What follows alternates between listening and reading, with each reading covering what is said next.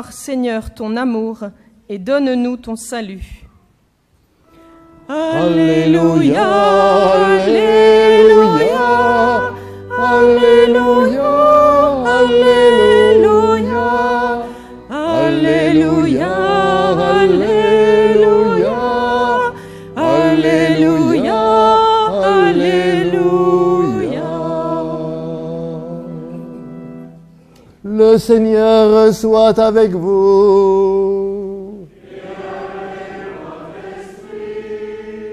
Évangile de Jésus-Christ selon saint Luc.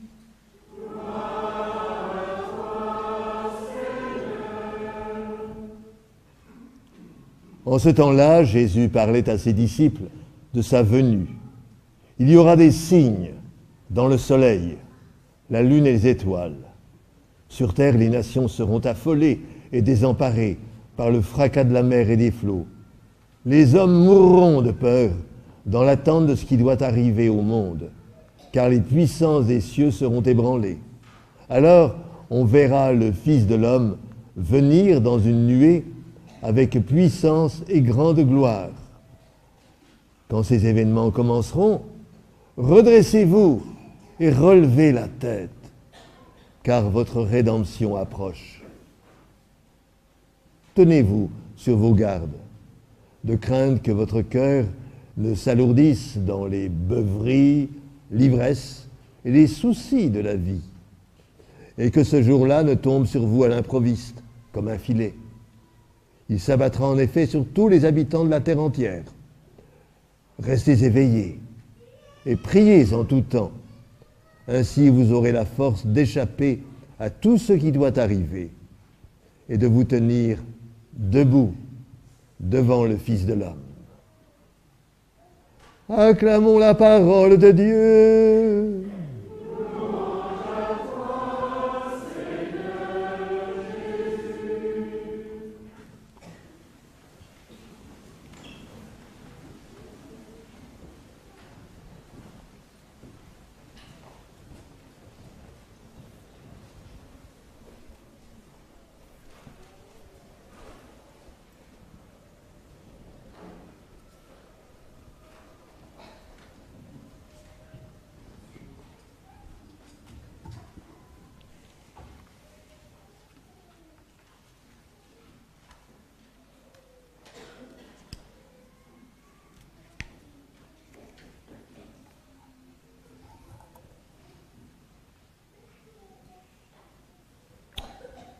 Ainsi donc, mes frères, mes sœurs, c'est saint Luc qui sera notre compagnon de voyage dans notre pérégrination cette année vers le royaume de Dieu.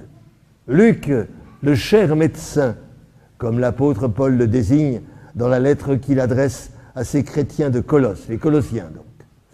Luc dont nous apprécions, dont nous aimons, parfois même dont nous chérissons la douce humanité, la tendre compassion pour les malheurs de la vie des hommes, tout ce qui ne peut que susciter notre sympathie. Mais à un regard plus affûté, nous nous apercevrons aussi qu'il ne cache nullement ses exigences, que sans doute il saura nous présenter la profonde humanité de Dieu, mais que celle-ci est beaucoup plus complexe que nous ne le pensions, ce qui nous laisse parfois un peu perplexes de notre côté. Repensez tout simplement à cette parabole célébrissime du Père et des deux Fils, que nous connaissons ordinairement sous le titre de parabole de l'enfant prodigue. À y bien regarder, que faut-il en comprendre, en retenir? Serait-ce un manuel de pédagogie familiale? Voilà en tout cas une proposition pour le moins bizarre. Donc bref, pour tout dire, Luc, ce n'est pas de la guimauve. Ce dimanche, en tout cas, nous tombons bien mal, il faut le dire. Nous nous retrouvons exactement dans la même situation qu'il y a 15 jours. Marc nous avait prophétisé la fin des temps, ou plutôt il nous avait fait entrevoir les temps de la fin, dont s'inquiétaient justement ses disciples préférés, Pierre et André, Jacques et Jean, qui interrogeaient Jésus à ce sujet. Et il n'y avait pas d'échappatoire. Mais ça ne nous étonne pas, Marc. On l'a vu quand même tout au long de cette année où nous l'avons fréquenté.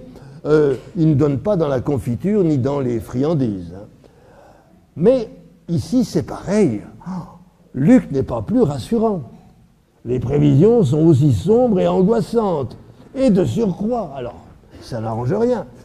Le lectionnaire donc, qui nous a présenté ce texte de l'Évangile, pour que nous puissions le méditer et le prier, nous a malheureusement, je dis bien malheureusement, privé de la très courte mais très encourageante parabole du figuier qui fleurit, qui verdoie et qui annonce enfin l'arrivée de la belle saison, celle de l'été. Bon, oh Luc, dis-nous, mais qu'est-ce qui se passe? Il y a vraiment de quoi désespérer, car nous sommes, tu te rends compte, bien tentés d'identifier tous ces signes précurseurs de l'effondrement final du monde. Je veux dire, et nous sommes tentés de les identifier au soubresaut de la crise que notre monde moderne est en train de traverser. Mais d'ailleurs, c'est comme ça à chaque fois qu'une crise s'abat sur le monde des hommes. Alors l'inquiétude naît dans les cœurs, bien sûr, l'inquiétude et la révolte aussi, aujourd'hui comme jadis, et c'est pas sans fondement. Mais on s'interroge quand même. Hein. Bon, on avait compris il y a 15 jours que la catastrophe nous attendait à la fin, d'accord.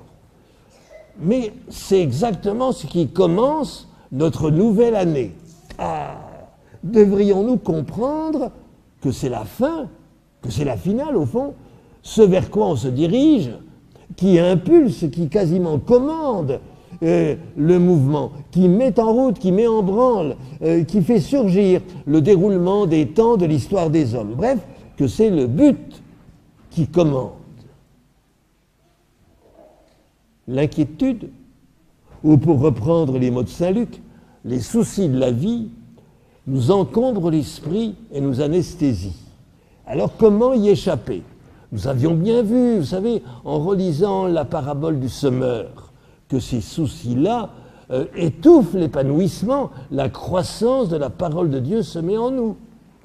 Alors, notre seule parade, disons-le, pour y échapper, nous les humains, c'est de recourir à des, enfin j'espère que vous ne le faites pas, à des substances qui nous dégagent des pesanteurs du réel, qui nous font oublier, comme à des somnambules, les menaces qui approchent. La maison brûle, rappelle les réalistes, qu'on va tout de suite traiter d'alarmistes. Et le divertissement sera toujours bon à prendre pour ne pas répondre à l'évidence. Bien sûr, on n'écoute jamais Cassandre. Non, Cassandre, cet oiseau de mauvais augure. Et les moyens ne nous manquent pas dans cette échappée belle. Les beuveries l'ivresse, avait noté Saint Luc. On pourra traduire à notre usage l'alcool, les psychotropes, les hallucinogènes et autres stupéfiants. L'euphorie nous gagne, eh oui, mais artificiellement.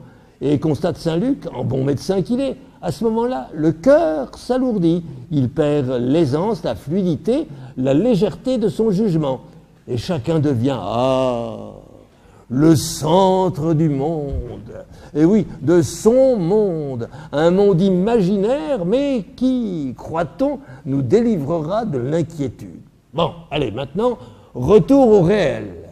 L'inquiétude, parlons-en. Là, c'est François de Sales que nous allons consulter à ce sujet. Car au tout début de notre modernité, au XVIIe siècle, il s'est montré un observateur perspicace et un psychologue avisé.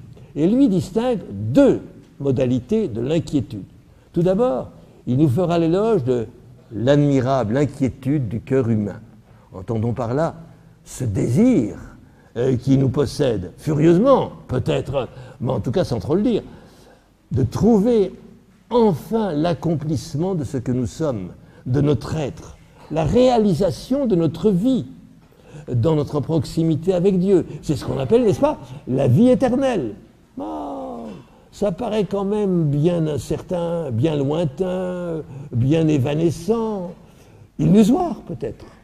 C'est pourtant tout à fait ce que saint Augustin nous avait rappelé au tout début de ses confessions. Et notre cœur est inquiet tant qu'il ne se repose en toi.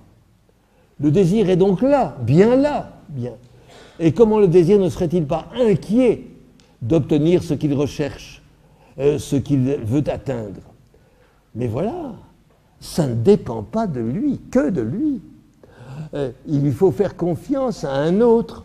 Il n'est pas entièrement le maître du terrain. Et il lui faut, à ce moment-là, faire confiance. Et là, voyez-vous, c'est notre chère petite Thérèse, là. Notre chère petite Thérèse qui a beaucoup à nous apprendre sur le sujet. Elle qui veut arriver devant le Christ, le Seigneur, le cœur débordant de désir, car c'est pour elle la manière d'aimer, vraiment. Et comme elle le dit dans son acte d'offrande, les mains vides, vides, prêtes à recevoir dans une inépuisable reconnaissance ce que le Christ va lui donner, et ça, elle y compte bien. Alors, demande-toi, toi, mon frère, toi, ma sœur, quel est ton désir? Ce que tu désires vraiment. Surtout que la pandémie, si elle a peut-être rempli ton bas de laine, a quand même ratissé tes envies, ou alors les a décuplées. Je vois donc bien qu'avec le désir qui l'accompagne, l'inquiétude a un penchant égocentrique, autocentré. C'est une inquiétude pour soi et pour son petit univers perso. C'est pourquoi François de Sales ne cache pas au tout début de son introduction à la vie dévote, qui est en quelque sorte le manuel de base pour les débutants, il précise et met en garde contre, je cite, l'inquiétude, le plus grand mal qui arrive en l'âme, excepté le péché. Et il dénonce le désir plein d'inquiétude. Trop préoccupé de soi, de son petit moi. Mais comment s'en sortir? Oh, la réponse est simple, très simple. Faire son devoir, oui, l'ordinaire de la vie, ne pas en rajouter par piété excessive et malvenue. Ne pas chercher la sainteté des choses, sélectionner pour leur plus-value spirituelle, pour leur éventuelle excellence, si avantageuse, mais rechercher la sainteté dans les choses courantes, les choses ordinaires, les choses banales. Ah, ben c'est l'idéal de Nazareth. Mais me direz-vous, quand même, cet idéal, il n'est pas très désirable. C'est pas faux, mais il est profitable. Il suscite en chacun une paix profonde et inaltérable. Et ça a tous les traits de cette vertu si essentielle dont l'apôtre Paul voudrait bien nous voir armés les uns et les autres. Alors en grec, on appelle ça la parésia, c'est-à-dire cette liberté, cette franchise, presque cette assurance, pas d'effondrement en vue du tout. C'est dit en toutes lettres. Quand ces événements commenceront, redressez-vous et relevez la tête, car votre rédemption approche. Et s'il y a de l'inquiétude, eh bien, ce sera de la bonne inquiétude. Mais alors comment l'entretenir? Comment éviter qu'elle ne s'alourdisse et qu'elle ne tombe dans la somnolence, dans le ronron de la vie qui se répète? Réponse: le moyen de surmonter le fastidieux de la vie, c'est, nous dit l'Évangile, la prière. Restez éveillés et priez en tout temps. Prier en tout temps, ben, qu'est-ce à dire au fond? Serions-nous enjoints de nous abîmer dans des patenôtres perpétuels, de faire montre d'une piété démonstrative, excessive, remarquable? Pourtant, Jésus quand même nous avait bien avertis, hein. Ceux qui font sonner de la trompette là, pour bien montrer qu'ils prient, et cela le plus ostensiblement possible, tant qu'à faire, ceux-là ont déjà reçu leur récompense. La prière authentique, oui, elle choisit délibérément le secret du cœur. Donc, nous n'ajouterons pas de la piété à tous les coins de rue. D'accord. De là, ne sommes-nous pas quand même en droit d'imaginer que la prière est un dialogue entre Dieu et moi? Oh, pourquoi pas? Seulement voilà, si toi tu parles, et parfois de façon un peu obséquieuse, pour ne pas dire fort bavarde, aurais-tu par hasard entendu Dieu te répondre? Oh, oh. Le plus probable, c'est que tu n'entends que le silence. Et le silence est la réponse de Dieu. assurément décevante, parfois même inquiétante, hein, et tu dirais alors comme le psalmiste, je t'appelle et toi tu ne réponds pas. Concédons quand même qu'en lisant le texte de l'Écriture sainte, le texte de la Bible, qui concentre la révélation de la parole de Dieu, oui, Dieu te parle, mais en cela que tu comprends, toi, à ta sauce, et alors après tu t'adresses à Dieu, tu lui réponds. Mais dis-moi, est-ce vraiment Dieu qui te parle? Ou bien n'est-ce pas toi qui fais à la fois les questions et les réponses? Alors, je t'en prie, reviens au tout commencement, au moment de la création, de la jeunesse du monde. Et là, tu as de quoi entendre la parole essentielle que ton Dieu prononce, à voir cet ouvrage de ses mains qui a fait surgir le monde des vivants, dont toi tu fais partie. Dieu vit que tout cela était bon et même très bon. Ce qui veut dire que la parole qu'il t'adresse, lui, à toi, comme d'ailleurs à chacun d'entre nous, c'est « il est bon que toi, tu vives ». Oh, je sais bien, il n'est pas sûr, surtout au milieu des difficultés que nous connaissons, ou alors des pétrins où nous sommes empêtrés, il n'est pas sûr que tu accordes quelque crédit, que tu fasses confiance à cette parole-là. Et pourtant, je te le dis, elle est première, elle est essentielle. Et prier, vois-tu, c'est entendre, c'est accueillir cette parole unique qui est pour toi, qui a été prononcée, avec d'autres mots bien sûr, au jour de ton baptême. Et Dieu a été content de l'avoir prononcée. Il y trouve sa joie car c'est vraiment la vérité de ce que tu es et qu'il t'offrait ainsi, de cette manière, et c'est ça qui fait sa joie. Tu es mon fils, tu es ma fille, en qui je trouve ma joie. Oui, un don précieux et gratuit, inépuisable, et que les impasses de la vie que nous pouvons connaître, dans lesquelles nous sommes si souvent enferrés, ne sauraient démentir. C'est à cause de cette parole unique, ce joyau, ce trésor qu'à force de patience, tu finiras bien par découvrir caché dans le champ, quand les hasards de ta vie se transformeront en destinée, puisque tu l'as choisi. Alors tu pourras te redresser et relever la tête, car le moment de ton salut, le moment où tu accompliras ta vie pourtant si précaire, ce moment approche. Mais tu peux, hélas, douter de cette parole. Alors, te voilà tout prêt à descendre, à basculer dans l'abîme, dans ce que Maurice Bellet désigne comme l'en-bas. Et si tu es à deux doigts du désastre, tout près de t'y engloutir, tu vas entendre mieux encore les mots que je vais prononcer, que je vais lire, d'Hervé Guibert, le romancier, l'écrivain, ravagé qu'il est par la maladie fatale qui va l'emporter. Écoutez-le. Maintenant, il n'y a plus qu'à prier. Il y a un stade du malheur, même si l'on est athée, où l'on ne peut plus que prier, ou se dissoudre entièrement. Je ne crois pas en Dieu, mais je prie pour les enfants, pour qu'ils restent en vie longtemps après moi. Et je mendie des prières à ma vieille tante Louise, qui va tous les soirs à la messe. Oh, témoignage combien inattendu à la communion des saints que cet aveu d'Hervé Guibert, ne trouvez-vous pas? Ou bien alors, autre situation, dans le film de Robert Bresson, Lancelot du Lac. Les chevaliers que voilà voués à l'inaction, au non-sens de la passivité, du désœuvrement, exaspérés par cette attente sans fin.